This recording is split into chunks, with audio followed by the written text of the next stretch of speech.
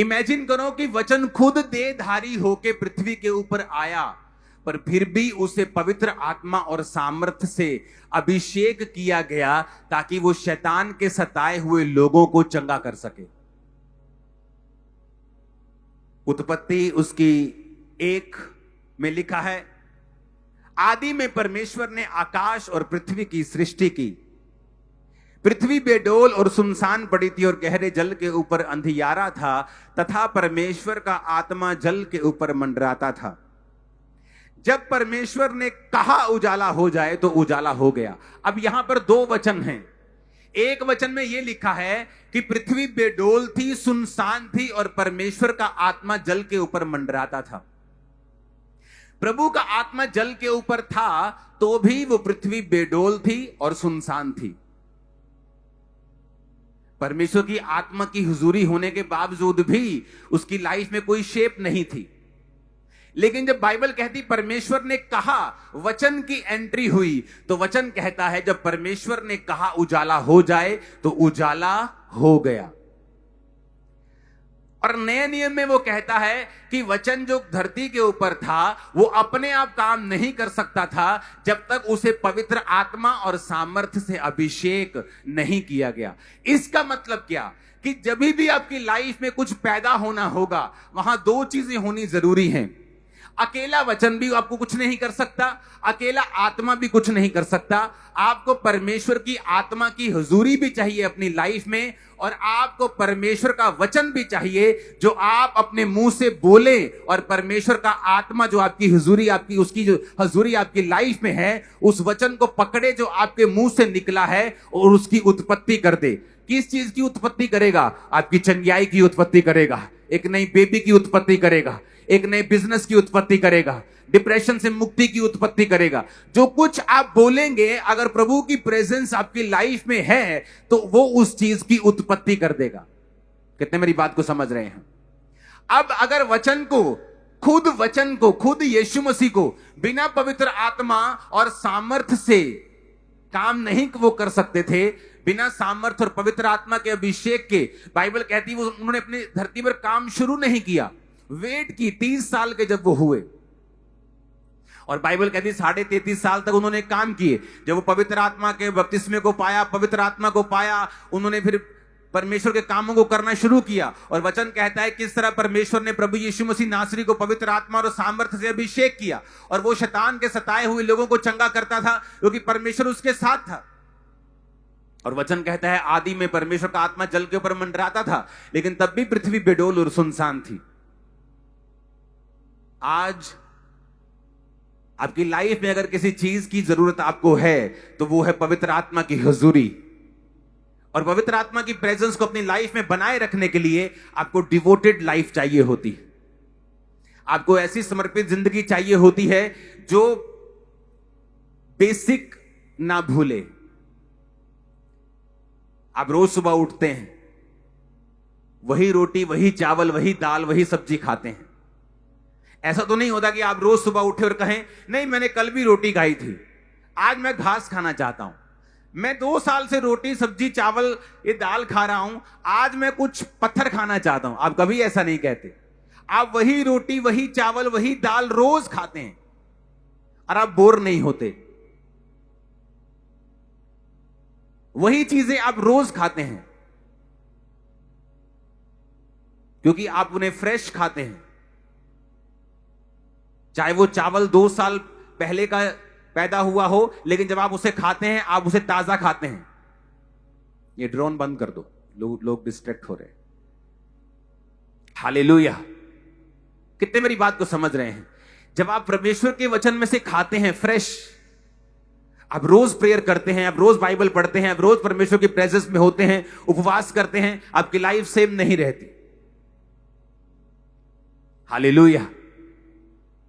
अब यहां पर मैं आपको क्या बताने की कोशिश कर रहा हूं कि अपने आप कुछ नहीं हुआ।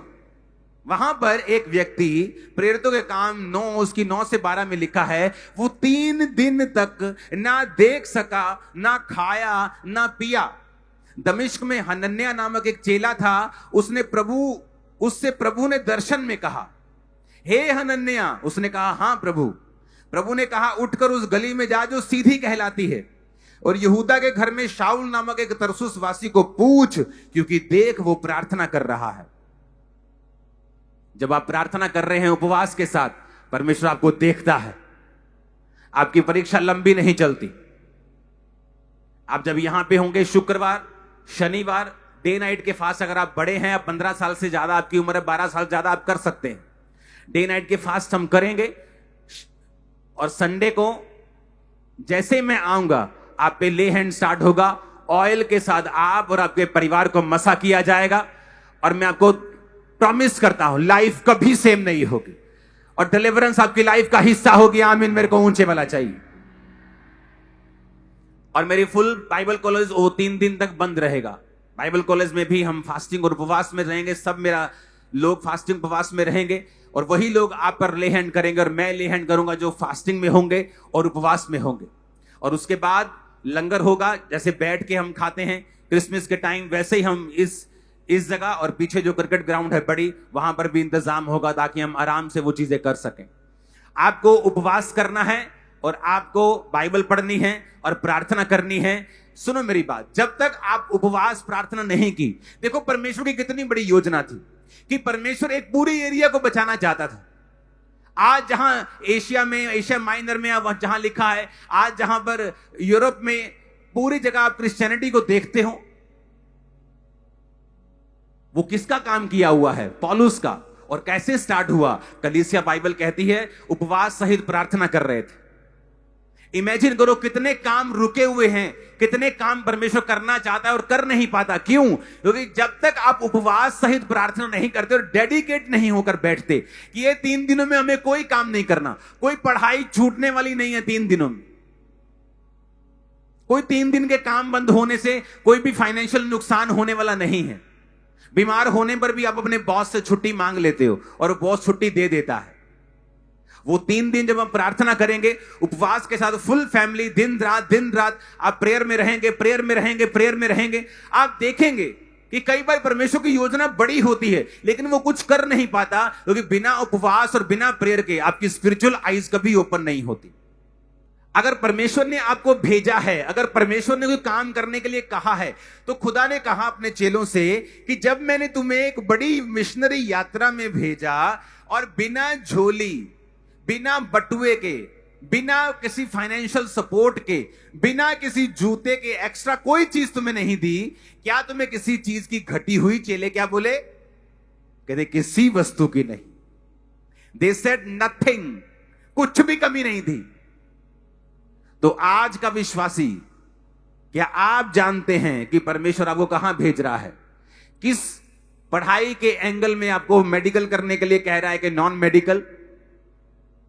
क्या वो आपको ब्यूटी पार्लर का काम करने के लिए कह रहा है? क्या आपको एक कपड़े की शॉप खोलने के लिए कह रहा है?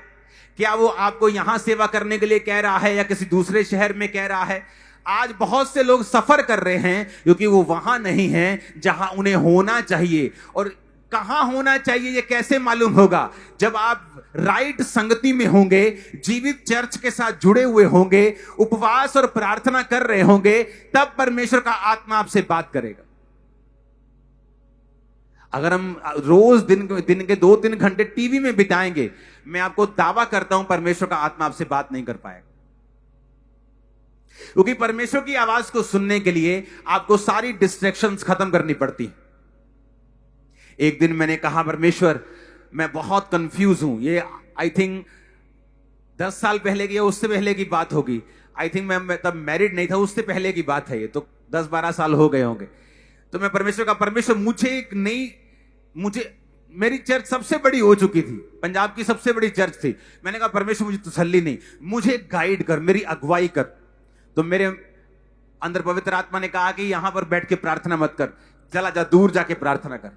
मैं दूर चला गया गाड़ी में, वो जाके हिमाचल की एंट्री में जब मैं पहुंचा तो वहां बहुत से खाइयां शुरू हो जाती। तो मैंने अपने ड्राइवर को बोला कि यहीं गाड़ी रोक दे, मुझे नीचे खाई में जाना है। कहते नीचे कि मैं नीचे खाई में जाना है मैं अकेला खाई में था उधर। मैं नीचे गया, खाई में जाता और मुझे एक स्थान मिला, बैठ के मैं प्रेयर करने लगा और परमेश्वर ने मुझे बताया कि आने वाले समय में तू बैठा होगा और लोग टीवी पर और स्क्रीन पर देखेंगे और लाखों लाखों लोग तुझे देखेंगे। और ये टीवी और स्क्रीन की चर्च जो आप अभी देख रहे हो कि कुछ साल पहले शुरू हुई, ये एक्चुअल में बहुत साल पहले शुरू हो चुकी थी, लेकिन आत्मा में। ये कैसे परमेश्वर ने बात की मुझे, जब मैं प्रेयर में मैंने अलग स्थान, मैंने कहा मुझे अलग जाके प्रार्थना करनी है, और मैं प्रार्थना करता गया, खाई में रहा। मुझे प्रार्थना करते जब घंटों हो गए, वो बात अलग है। जब मैं ऊपर आया तो बाहर एक आदमी था, बोला जय मसीह की। वहां भी मुझे जानने वाला कोई था। मैं कहा तो पीछा ना छटियो है लेकिन मैं आपको ये बात कह रहा हूं, अगर कलीसिया अपने आप को अलग नहीं करेगी और अपनी लाइफ में जो बेसिक है उसे वो नहीं अपनाएगी, उपवास और प्रार्थना के साथ वो परमेश्वर के सामने नहीं जाएगी, तो कई बार आपको ये मालूम नहीं हो पाता कि मुझे किस दिशा में चलना है, मुझे क्या करना है। तो हम अगले 3 दिन शुक्र शनि ऐत हम डे नाइट के फास्ट करेंगे, और एतवार की फास्टिंग मैं आपको खुलवा दूंगा। यहीं पर लंगर के साथ हम फास्टिंग खोलेंगे, और मैं आपको बता रहा हूं स्पिरिचुअल लाइफ सेम नहीं होगी। प्रभु आपसे बात करेंगे, आपके बच्चों से बात करेंगे, नए रास्ते नए साल में आपके लिए खुलने वाले हैं, बहुत सारी चीजें आपकी लाइफ में होने वाली हैं। अगला संडे एक बड़ा डिलीवरेंस संडे होगा। कोई मेंबर आपका परिवार का नहीं होना जो नहीं आया, क्योंकि हर एक बंदे के ऊपर ले हैंड होगा, हर एक बंदे के ऊपर प्रेयर होगी। प्रभु इसकी आईज खोल, इसकी अगुवाई कर, जहां तू लेके जाना चाहता है जा। और मैं आपको बता रहा हूं और घोषणा करता हूं, भविष्यवाणी करता हूं, लाइफ सेम नहीं है नेक्स्ट संडे से। आमीन ऊंचा चाहिए चर्च। हालेलुया। आप इमेजिन करो, मेरे को नीड महसूस होती थी कि नहीं मुझे जाना है, मुझे प्रेयर करनी है, और प्रेयर में परमेश्वर मुझसे बात करता था। क्या मैं वैसे धर्मी नहीं था? क्या वैसे पवित्रताई में नहीं था? क्या वैसे प्रेयर नहीं करता? प्रेयर भी बहुत करता था, लेकिन कई बार आपको कुछ खास परमेश्वर से लेने के लिए आपको पूरी तरह से अलग अपने आप को करना पड़ता है। आज कितने आदमी हैं जो रोज 2.5 घंटे भी प्रार्थना करते होंगे? बहुत कम। इसीलिए परमेश्वर की आवाज आप सुन नहीं पाते। इमेजिन करो, अगर वो कलीसिया बिना प्रार्थना उपवास वाली होती, शायद पौलुस वहां बुढ़ा हो जाता बैठा। लेकिन बाइबल कहती है परमेश्वर के कार्यों के लिए वो कलीसिया जो थी वो जयवंत थी। आप उपवास प्रार्थना में नहीं होंगे, कैसे आपको अगुवाई मिलेगी? परमेश्वर कहता तू जा, कहता प्रभु मैं नहीं जाऊंगा। वो तो वही शाऊल है जो लोगों को मारता है। परमेश्वर कहता है जा, मैंने उसे चुना है, वो बहुतों के लिए दुख उठाएगा, वो मेरे राज्य के लिए बहुत दुख उठाएगा। मैंने उसे चुना है, जा, क्योंकि देख वो प्रार्थना कर रहा है। क्या रीजन दिया परमेश्वर ने डायरेक्ट बोलकर? क्योंकि देख वो क्या कर रहा है, देख वो प्रार्थना कर रहा है, क्योंकि देख वो प्रार्थना कर रहा है। शैतान चाहता है आपको डिस्ट्रैक्ट करना। इधर से आपको परमेश्वर का आत्मा कह रहा होगा तुझे ये काम करना है, मैं तुझे सक्सेस दूंगा, मैं तुझे सफल करूंगा, तुझे इस तरह से चलना है, अपने ये वाले दोस्त को छोड़ दे, अपने ये वाले काम को छोड़ दे, मैं तेरी अगुवाई करूंगा और तुझे आगे लेके जाऊंगा। और उधर से शैतान ने एक अन्य जाति दोस्त आपकी लाइफ में दे दिया है, एक अन्य जाति गर्लफ्रेंड आपकी लाइफ में दे दी है, ताकि शैतान अपना बीज आप में लगातार डालता रहे और जो आपने पकड़ा हुआ है वो फेल हो जाए। क्योंकि जब वो फेल होगा तब वो शैतान आपको अपनी ओर खींचेगा। वो फेल क्यों हुआ? क्योंकि जिस समय परमेश्वर ने आपसे बात करनी थी, आपने एक अंधेरे के व्यक्ति को अपनी लाइफ में चुना हुआ था।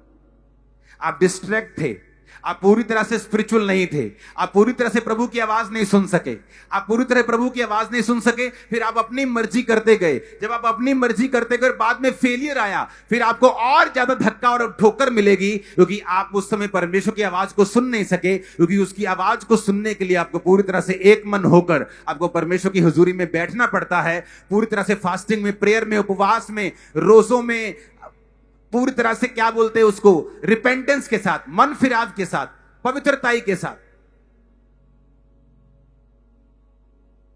इंसान अपनी गिरावट का कारण खुद ही है, अपने फेलियर का कारण वो खुद ही है। क्योंकि जो उसका समर्पण चाहिए उस रीति का वो नहीं दे पाता है। जब कोई एथलीट फेल होता है, उसे मालूम होता है कि मैं वो मेहनत नहीं कर सका जो ये नंबर 1 करता है। उस मेरे में अंदर वो डेडिकेशन नहीं है, वो खाने पे कंट्रोल नहीं है, वो टाइमिंग पे कंट्रोल नहीं है जो इसके अंदर है, तो या तो वो फिर पीछे हट जाता है या फिर अगली बार और तैयारी के साथ आता है कि जब मैं नेक्स्ट टाइम आऊंगा तो पूरी तैयारी के साथ आऊंगा। हालेलुया। अब ये आपका फैसला है, आपको क्या करना है। अब ये आपका फैसला है कि मुझे बेसिक में रहना है, मुझे रोज परमेश्वर की प्रेजेंस में फ्रेश, जिस तरह मैं रोज फ्रेश खाना खाता हूं और अब तक जीवित हूं और सेम खाना खाता हूं, क्या मुझे वही परमेश्वर के सामने वही डिवोशन रखना है, वैसे ही लाइफ रखनी है, वैसा ही रोज प्रार्थना उपवास और रोज बाइबल पढ़ने का जीवन रखना है जिससे मेरी आत्मिक जिंदगी जीवित रहे। और उसका फायदा भी किसको होगा? आप लोगों को होगा, क्योंकि आत्मा में जीवित रहोगे तो परमेश्वर बात करेगा। जब वो बात करेगा तो ग्रेट लाइफ है आपकी आगे परमेश्वर ने रखी हुई, ग्रेट। आप समझ भी नहीं सकते, आप अभी जान भी नहीं सकते। मेरी ये जिंदगी के बारे में पास्टर्स लोग भविष्यवाणी करते थे और मुझे यकीन नहीं होता था, लेकिन वो भविष्यवाणी करते थे लेकिन मुझे यकीन नहीं होता था। उसी तरह मैं आपको भविष्यवाणी कर रहा हूं, इतना ग्रेट फ्यूचर है, आपकी आंखें खुली रह जाएंगी। आपको जस्ट परमेश्वर में बने रहना और उसमें चलना है। और कई बार बने रहने से भी बात नहीं बनती जब तक आप कुछ एक्स्ट्रा एफर्ट नहीं करते। अगर परमेश्वर ने सब कुछ कर दिया है तो क्यों वो फास्टिंग उपवास में अपने पेट को जला रहे थे? अगर उसने सब कुछ कर दिया है, सब कुछ प्राइस पे कर दिया है, तो क्यों कलीसिया फास्टिंग में उपवास में अपने पेट को जलाकर वो भी खाए पिए फिर सब कुछ अगर कर दिया है तो? लेकिन वचन कहता है उपवास सहित प्रार्थना करने पर पवित्र आत्मा ने कहा पौलुस और बरनबास को भेजो। और वचन कहता है बरनबास और शाऊल जब उस काम के लिए गए तो वो पहली मिशनरी यात्रा बनी, पूरा कॉन्टिनेंट बचाया गया। पौलुस गवाही देता है कि मैंने इतना प्रचार किया है इन शहरों देशों में कि मेरे प्रचार करने की वहां जगह नहीं, हर एक बंदे ने सुसमाचार सुन लिया। उसकी आग बढ़ रही है चर्च में, उसकी ग्रेस भी बढ़ रही है। आने वाले समय में मैं आपको बता रहा हूं, ये भविष्यवाणी के अनुसार इस चर्च में 24 घंटे परमेश्वर का काम होगा, 24 घंटे काउंसलिंग होगी, 24 घंटे प्रेयर चलेगी। हर कोई भी 24 घंटे चर्च में आ सकता है और उसके साथ प्रार्थना करने के लिए कोई ना कोई लोग यहां मौजूद होंगे। मैं आपको बता रहा हूं जो परमेश्वर ने मुझे विजन में दिखाया है कि आने वाले समय में 24 घंटे 24 hours 7 days a week church चलेगी। 7 डेज 24 आवर्स ये चर्च चलेगी। कोई भी जन, आप रात को 4 बजे निराश हैं, गाड़ी पकड़िए, ऑटो पकड़िए, स्कूटर पकड़िए, चर्च में आ जाइए। आपको कोई मिलेगा जो आपके लिए प्रार्थना करेगा, आपकी काउंसलिंग करेगा। कभी भी ऑयल चाहिए चर्च में आ जाइए, प्रार्थना चाहिए चर्च में आ जाइए। एनी टाइम, पूछने की जरूरत नहीं, चर्च बंद है, खुली है, 9 बजे, 10 बजे, 12 बजे, हर समय परमेश्वर ने कहा यहां मौजूद होगा। चर्च के ऊपर फेवर आए, जो काम होने हैं बिल्कुल किनारे पे हैं, वो काम हो। वो काम क्या है मैं बता नहीं सकता, लेकिन वो सब सरकारी काम है। आपको प्रार्थना करनी कि प्रभु का फेवर आए, शैतान के काम नष्ट हो। अपने परिवार के लिए आपको प्रेयर करनी है, प्रभु आपको गाइड करे, आपको प्रेयर करनी है। हर साल लोग बोलते हैं हैप्पी न्यू ईयर, और उनका हैप्पी न्यू ईयर कुछ हैप्पी नहीं होता। हर साल कर्जा बढ़ता जाता है उन पर। पहले वो 22 साल के अनएम्प्लॉयड थे, अब वो 23 के हो गए, 24 के हो गए, अब हर साल बोझ बढ़ रहा है, तो कोई ईयर हैप्पी नहीं। भयंकर चीजें प्रभु ने मुझे दिखाई हैं जो लोगों के ऊपर बीतेंगी, मतलब लोग दुखी हो जाएंगे। इस तरह की लाइफ है। लेकिन अगर आप फास्टिंग में, उपवास में रहेंगे, अगर वो यहां हो रही होंगी, यहोवा का आत्मा आपको इधर ले जाएगा। एक व्यक्ति जो मुझे अपना दुश्मन समझता था, मेरे रिश्तेदारों से बहुत गिराने की कोशिशें करता था। पहले लोगों के पास जाता था, फिर बड़े लोगों के पास गया। जब उसने देखा कि सब लोग मेरा आदर करते, कोई लोग ऐसा करने के लिए तैयार नहीं, तो बड़ी बड़ी उसने प्लानिंग की। जिस दिन वो मुझे गिराने की प्लानिंग कर रहा था, उसका एक अपना बहुत बड़ा गोडाउन था, वो गिर गया था। जब आप प्रार्थना कर रहे होते, आपको नहीं मालूम आपके खिलाफ क्या चल रहा है, कौन आपके बारे में क्या सोच रहा है। इसलिए तो लोग विक्टिम बन जाते हैं जादू टोने का। मैं घर से निकला, जादू टोना मुझ पे हो गया, हम ऐसा हुआ, इस फलाने टाइम में एक ऐसी घटना मेरे साथ हुई, हमारा पूरा परिवार। वो क्यों? क्योंकि आप फास्टिंग प्रेयर में नहीं हैं, आपको जहां आंखें खुली रखनी चाहिए वहां आंखें बंद हैं। मैं आपको बता रहा हूं, यीशु के नाम में ये फास्टिंग उपवास आपकी आंखों को खोल देगा और आपके कानों को खोल देगा यीशु मसीह के सामर्थ्य नाम में। आमीन। मेरे को ऊंचे वाला चाहिए चर्च।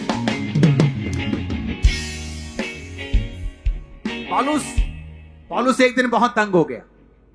कहता प्रभु परमेश्वर, ये कांटा मुझसे दूर कर। कोई शारीरिक दुख था उसको। तो परमेश्वर की आवाज आई, पौलुस मेरा फजल ही तेरे लिए। कहता हो ठीक है।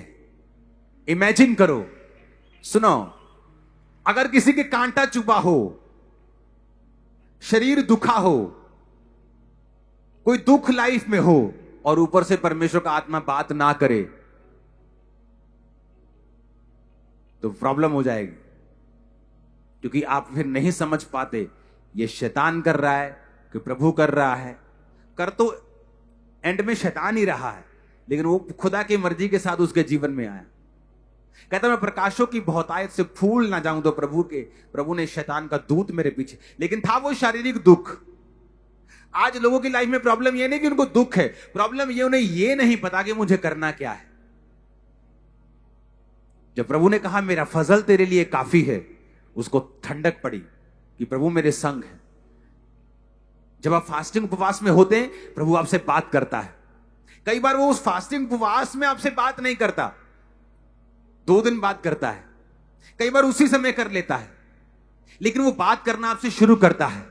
आपकी स्पिरिचुअल आईज खुल जाएं, स्पिरिचुअल कान खुल जाएं, आपके बच्चों के कान खुल जाएं, बच्चों की आंखें खुल जाएं, बहरे जो शारीरिक रूप से भी हैं, आज वो चंगियाई को पाएं और अभी पाएं यीशु मसीह के सामर्थ्य नाम। आमीन। ऊंचाई आशीष तुम्हारी है चर्च। Hallelujah, hallelujah. ये कलीसिया आपको जागना पड़ेगा, आपको जागना पड़ेगा, बाइबल के बेसिक्स पर आना पड़ेगा।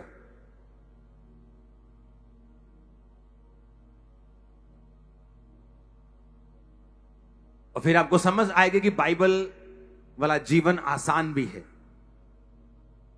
बस अपने नींव पर, अपने बेसिक्स पर अड़े रहना है। उसे कभी कभी नहीं, उसे रोज रोज करना है।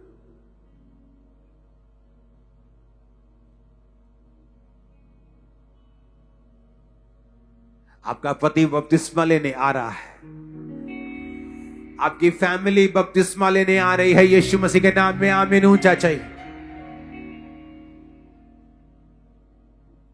आज मैं आपको बपतिस्मा दूंगा, तैयार रहना।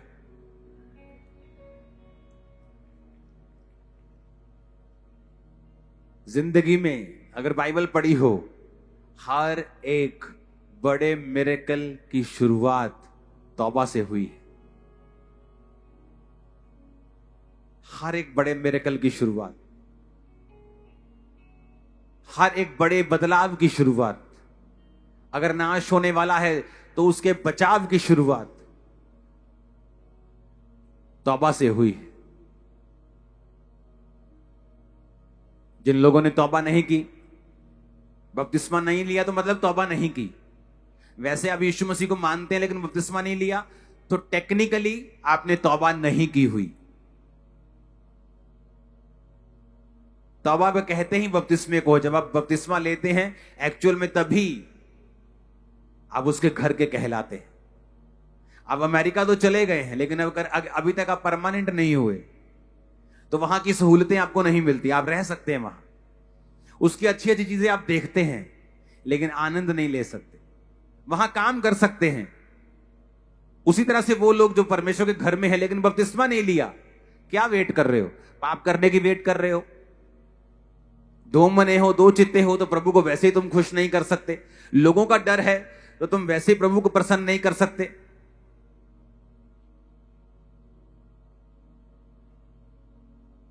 मेरी मिनिस्ट्री की शुरुआत बपतिस्मे से हुई थी, क्योंकि जैसे ही मैं बपतिस्मा लेकर ऊपर आया था तो वहां एक सिस्टर ने भविष्यवाणी की थी, यहां कोई जन बैठा है, उसे प्रभु बहुत इस्तेमाल करेगा, मैं सोचता कोई और होगा, मुझे तो हीलिंग चाहिए, हीलिंग दो और मुझे दफा करो, मैं अपना काम करूं, बिजनेस करूं जाके।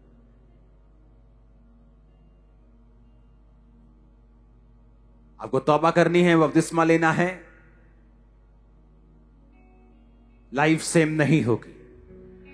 मैंने कहा लाइफ सेम नहीं होगी।